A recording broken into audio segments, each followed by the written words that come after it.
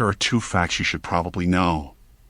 Fact the first, when a human being is driven into a corner, you should never underestimate the levels of stupid and dangerous they will resort to in order to escape. Fact the second, if a deal seems too good to be true, it is. Normally, I wouldn't be the kind of guy you should be taking advice from. If I wrote an autobiography, it'd be called Jesus Wept. But in this very specific instance, I have some valuable experience. It started, as most tragic stories tend to, with a series of short-sighted mistakes. About a decade or so back, I was a few years out of college and trying to build a life for myself. I was single, educated, and driven, all the qualities someone needs to succeed in life. Well, not the single part, but you get the idea.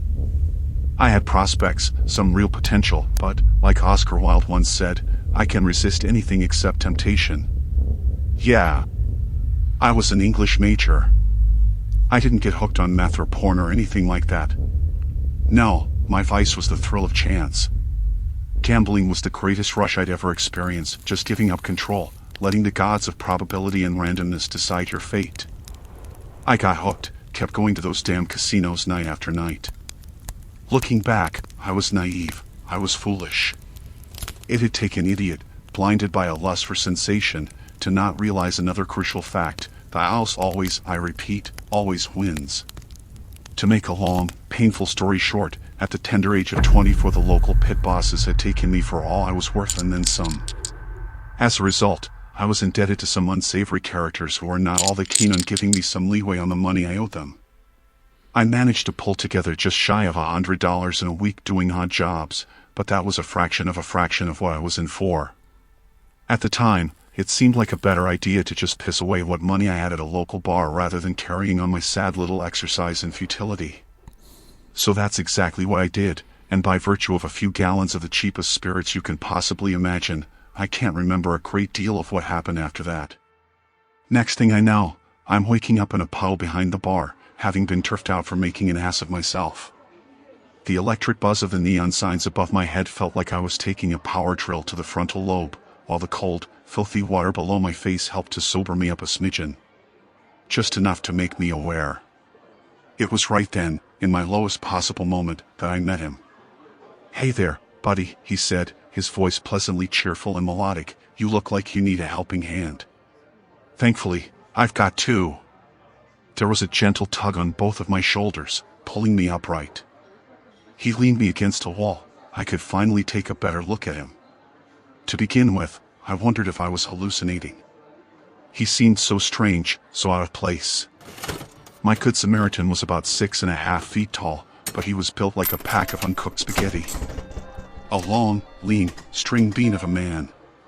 That being said, the black and white pinstriped suit he was wearing still somehow managed to be form-fitting, like it was just painted directly onto a featureless body. Above his collar, fastened to the top button and held in place by a large and ugly bow tie, sat a pale, grinning head with black hair parted in the middle. Truth be told, my initial thought after properly taking in the sight of him was as follows: holy shit, I died in that puddle, and this is death himself come to collect my pathetic soul. Sadly, that was not the case. I was, in fact, still alive. "There we are, pal, that's a lot better, isn't it?" he said, kneeling down on his long, rail-thin legs to look me in the eye. "We'll have you feeling like $1,000,000 in no time." Never fear. While back then I just assumed that it was my drunken mind playing tricks on me, I remember his eyes seeming strangely yellowish. They had a kind of jaundiced sheen to them, like sclera and iris just melted together into a single, formless mass. Eyes like goddamn egg yolks. "It's always such a shame to catch folks in a pickle, such a shame," he said, largely to himself. "I think, whatever happened to helping people out, you know? It's a good feeling." "Who are you?" I managed to choke out. The kind stranger smiled and turned his sulfuric eyes towards me. "You're asking the wrong person there, amigo. I'd tell you if I knew. Honest," he replied with a laugh. "What's your name, though?" "Nate," I said, wondering if I was about to vomit or not. "Nate Wilson." "Oh my God, that's such an awesome name," the stranger said, as the sudden explosion of interest on his face told me that he wasn't faking his misplaced enthusiasm. "Nate Wilson.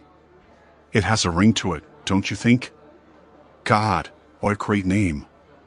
You're a lucky guy, Nate. Lucky to have such a great name. Ah, thanks, I guess. There was a long, awkward silence after that. I sure as hell didn't know what to say, and the stranger seemed more than content to just stand there and stare at me, grinning like a freak. It felt like it was my responsibility to break that irritating silence. Look, I really appreciate you helping me, buddy. I began. Wait, you consider us buddies? He asked. His tone was, at that stage, ambiguous. I mean, you saved me from breathing alley water, so I guess so, yeah. This might seem hard to believe, because I definitely didn't believe it at the time, but the stranger literally jumped up into the air and whooped loudly. A grown man, behind a dive bar, doing that. It was like something out of a strange dream that your one boring friend always wants to tell you about. This is fantastic, he said, grinning ear to ear like he'd just won the fucking lottery. It's so wonderful to make new friends. He extended a spindly arm towards me, his hand open and his spidery fingers outstretched. Put her there, friendo, he said. And because that night wasn't weird enough already, you better believe I did. That's what I'm talking about, he said with another childish cackle, pulling me to my feet with disarming levels of strength. Through the power of friendship, anything is possible.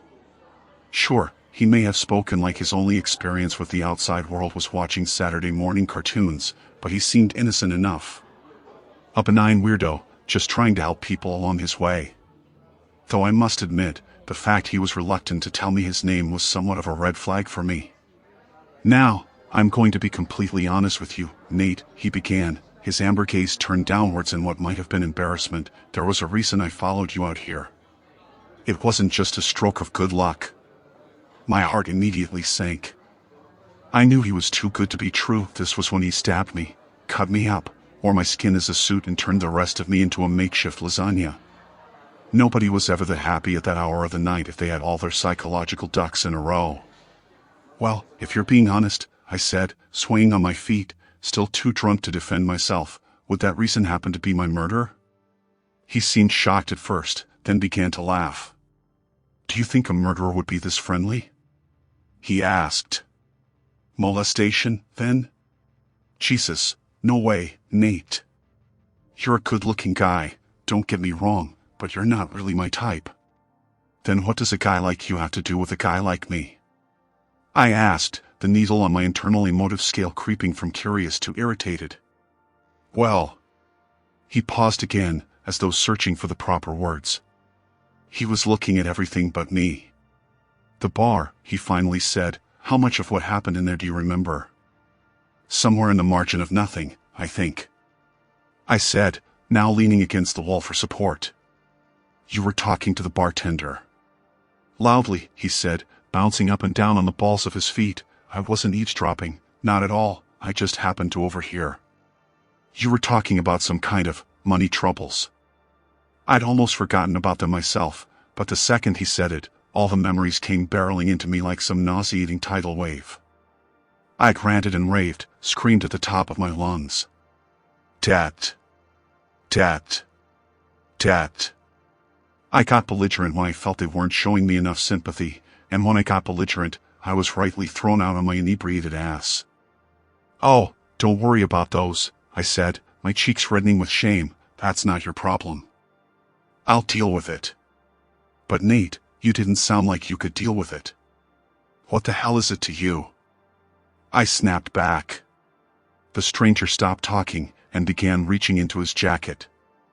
I got a sudden flash of paranoia that he worked for one of the casinos, and he was going to put a bullet between my eyes. You're my best friend, Nate, he said, and friends are meant to help each other out of sticky situations, aren't they? He produced a stack of bills from a pocket inside his suit and passed it over to me. Will this be enough? He asked. It was at this point that I was most open to the idea of this all being some crazy dream. With the ferocity of a madman, I quickly counted the money this total stranger, calling me his best friend, had handed to me. 20 fucking grand. It could bail me out, and then some. Holy shit, I said, though I can't remember if it was out loud or in my head. I can't possibly accept this. Please do, he said with another ear-to-ear grin. You need it an awful lot more than I do. A sober me might have been too proud to indulge him, but funnily enough, drunk me had a far more realistic take on my level of desperation.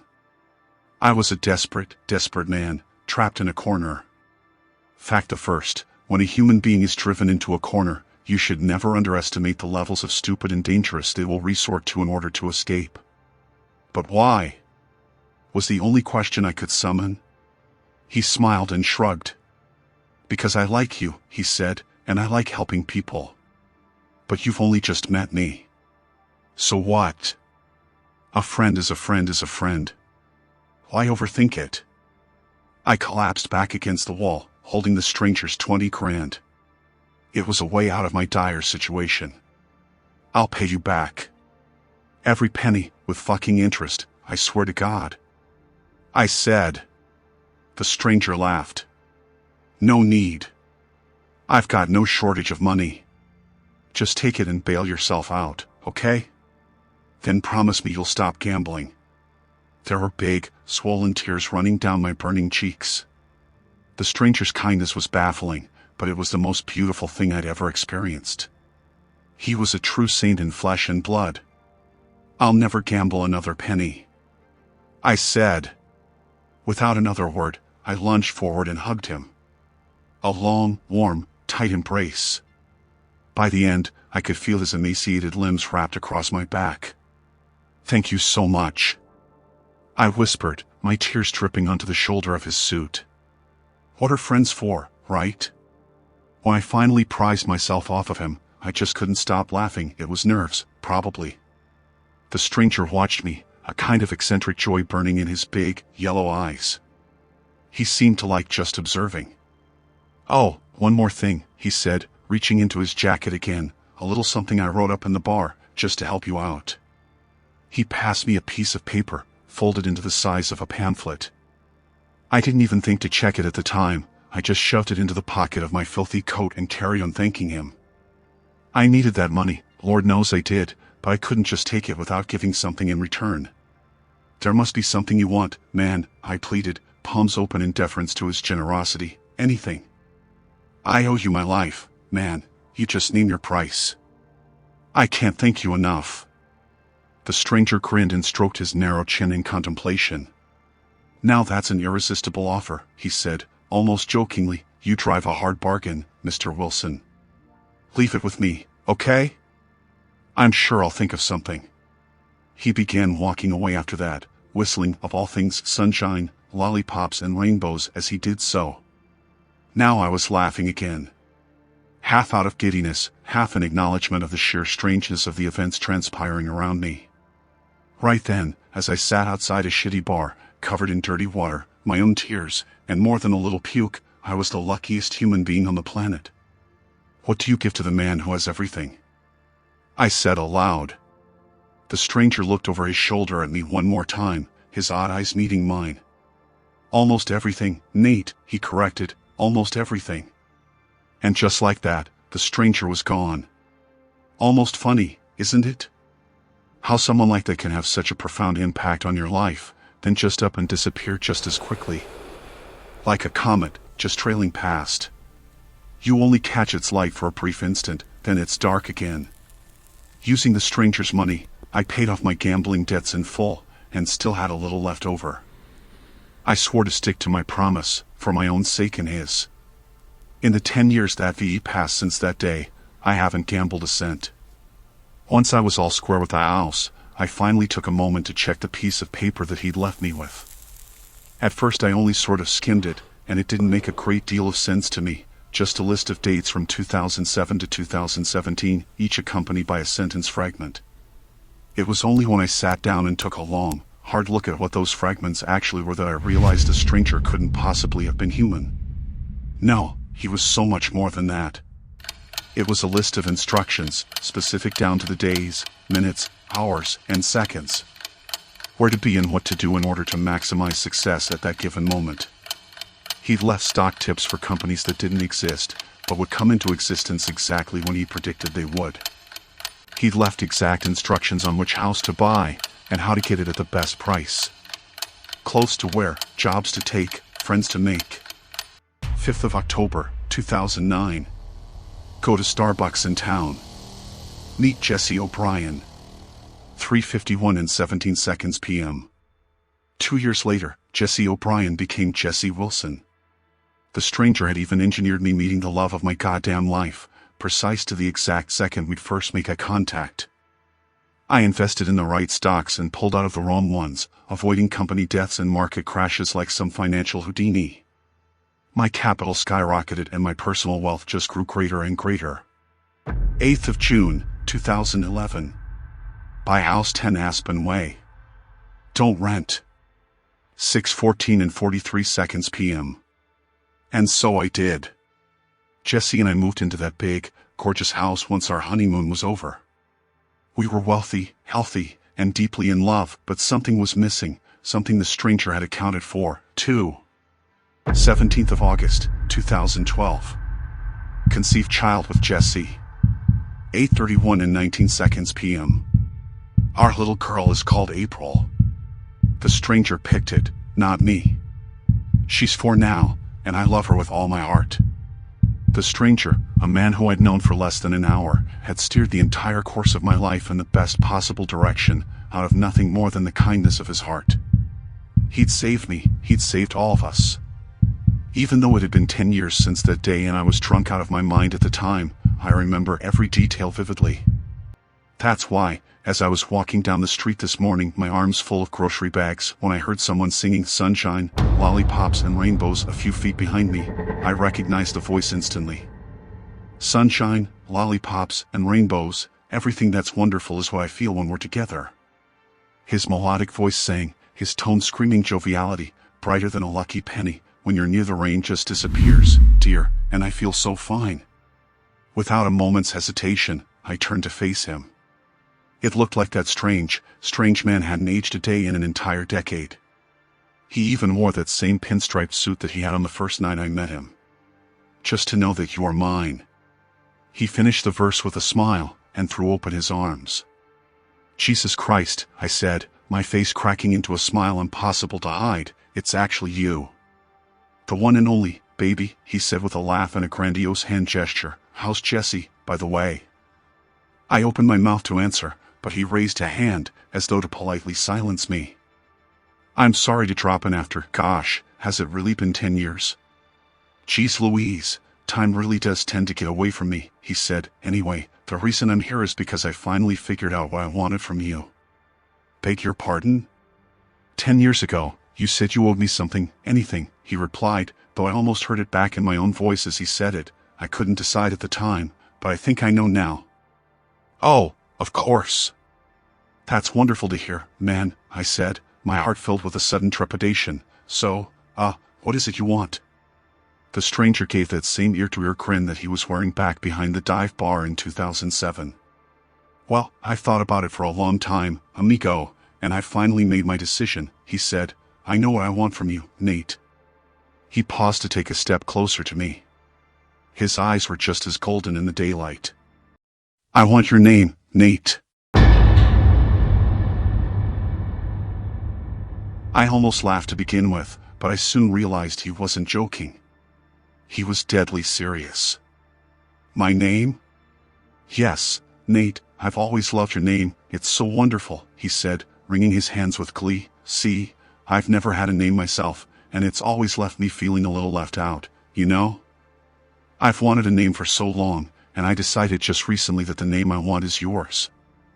I think it'll fit me just right. This man had given me my entire life.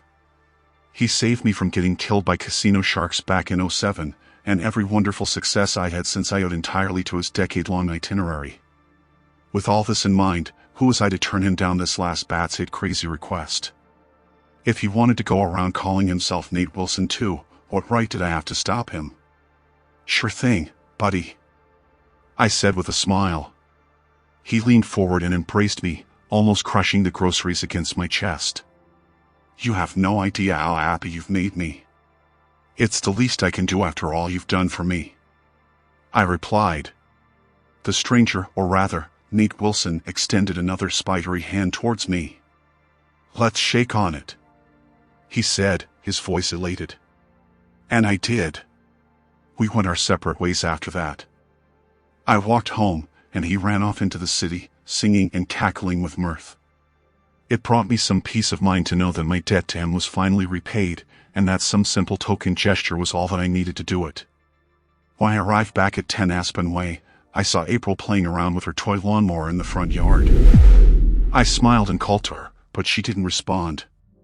She was too wrapped up in her fictitious duties. I made my way inside with the groceries. Jessie was in the kitchen, cutting up carrots. Sunshine, lollipops, and rainbows blasted out of the radio. Today just kept getting weirder and weirder. "Hey, babe," I called her, putting the groceries on the kitchen table. "You'll never guess who I ran into this morning." Jessie didn't respond. She just carried on chopping and hummed to the tune. "Babe, everything okay?" I asked. Still no response. At this point, I was beginning to get a little worried. With a peculiar heaviness to my every movement, I walked over to Jessie and placed a tentative hand on her shoulder. It just went straight through. Straight through her goddamn body, like she was a hologram, or I was. I recoiled with a short, sharp yelp and fell against the kitchen table. Again, no response from Jessie. What the hell had happened? "Honey, I'm home." I heard a familiar voice call from the hallway outside. Jessie suddenly perked up, turning her head towards the noise. "Hi, sweetie," she said. "You were a while out there." I was beginning to get worried. The stranger walked into the kitchen, a smile stretched across his waxen face. "Sorry about that, honey bunny," he said. "I met an old friend in town. We had a little catch-up." As he said that last part, he threw me a sickening wink with one of his piss-yellow peepers. "Ha," Jessie said. "Anyone I know?" She leaned forward and gave the stranger a kiss. The kind of kiss she always gave me. "Nah," the stranger said with a chuckle. "I don't think you've ever met him." I felt like my mind was going to implode. Nothing going on was making any kind of goddamn sense. The whole world had gone crazy. April called from outside, something about the grass. "You mind taking over the carrots for a sec, babe?" Jessie said to the stranger. "I better go check on April." "No problem, honey," he said, taking the knife from her hand and giving her another kiss. Jessie left the room, leaving just me and the stranger, all alone. I quietly fumed, and he chopped carrots. What the fuck is going on? I finally asked him, when I'd gained the modicum of composure required to do so. "What have you done, you crazy fucking weirdo?" He carried on chopping the carrots. His eyes never left the chopping board. "My name is Nate, stranger," he said. "I'd really appreciate it if you called me by it." In my state of fury, I tried to grab him by the shoulder and turn him to face me. I could actually touch him, but he wouldn't budge. It was like trying to move a mountain. "That's my name. This is my house. And that's my wife," I said to him, rage and confusion rendering my voice a crackly mess. "I want you out of here and out of my life." The stranger chuckled. "See, that's where you're wrong, slick. All had changed hands," he said. "This is Nate Wilson's house. Jessie is Nate Wilson's wife, and this is Nate Wilson's life. And, by the terms of our recent deal, I'm Nate Wilson. And you, good buddy? You're nobody. I won't accept that," I yelled, slamming my hand down onto the kitchen countertop. Without another word, Nate Wilson rammed the knife through my hand. There was no pain, no blood. It just phased through, as though I no longer even existed. "Word to the wise, stranger, reality marches on regardless of whether you accept it," he said, as I pulled my hand away from the knife. "Everything you have, everything you've tricked yourself into believing you earned, you got from my instructions. You never owned this life, stranger, you just rented it from me, piece by piece. Now, it's mine, and there's not a thing you can do about it." He stuck the knife into the chopping board and turned around to me. "Except, of course, leave and let me, my wife, and my daughter get on with our lives. Do you understand, stranger?" I stood in crushing silence for a minute or two. But can I see them again? Sure you can. You can see them any time you like, but only I can see you. Just like, up until around an hour ago, only you could see me. It doesn't feel good, does it? Being nobody. Being nameless. The gravity of it all was finally closing in. I fell onto my ass and began to cry. God, I was so fucking stupid, I said. How did I fall for all this? Nate Wilson shrugged and ate a piece of carrot. Don't blame yourself, buddy, he said. I was waiting for centuries before I found someone who I could interact with. It isn't your fault you happened to be that person, or that you had such an awesome name at the time. My name. You were only going to waste it, friendo. If I wasn't there that night, a heavy would have broken your legs the next day, you'd have gotten into painkillers, and OD'd a few months later. Nate Wilson becomes gravestone fodder. What a waste that would have been, huh? But what do I do now? What I did, stranger, Nate Wilson said, eating another piece of carrot with undue relish. Ask around, find someone you can talk to. Might be this afternoon, who knows? Sure, could be a week, month, year, decade, century, but I'm an eternal optimist. A century? I said, trying to ebb the stream of tears flowing out of me. I can't wait that long. You'd be surprised, pal. Patience is something you'll learn, being nameless. When you finally do manage to wrangle yourself a name, you'll appreciate it a little more this time. You'll make something of yourself. Fact the second, if a deal seems too good to be true, it is. So is that it? I asked, is that all you have for me? Nate Wilson nodded. I'm afraid so, good buddy, he said, but you seem like a nice enough guy. I'm sure you'll figure something out. You can always depend on the kindness of strangers, don't you know? As the man who had just stolen my entire existence carried on hacking up vegetables, I left the room, walking out of the kitchen, through the hallway, then out of the house entirely. I stole one last look at Jesse and April, his family, playing on the lawn, totally carefree. All smiles. They'd never even know that I was gone. Perhaps it was better that way, no heartache. I whispered a goodbye that they'd never hear, and closed my eyes in a pointless attempt to shut off the tears I knew would be coming either way. I set off into the city after that, walking alone, in search of something, hell, anything, to call myself. And that was that.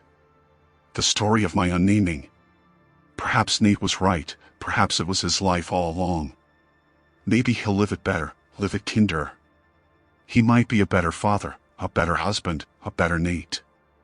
I don't feel so attached to that name anymore. But, if you know all this now, that means one good thing, you can read what I'm writing.